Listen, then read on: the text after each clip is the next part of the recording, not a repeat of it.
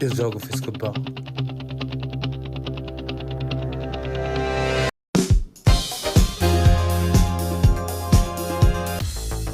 Eu não sei porquê, mas geralmente as pessoas não querem jogar comigo. Eu não sei se é porque eu sou um pouco competitivo demais ou o meu jeito agressivo de jogar. E a parte mais difícil pra jogar é quando não tem ninguém pra jogar.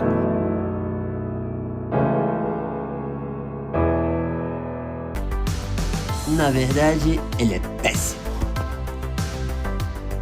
Você pode ser ruim no balé, cantando ópera ou no frescobol. Mas se isso cativar a sua alma, já vale a pena. Olha com tudo pra cá.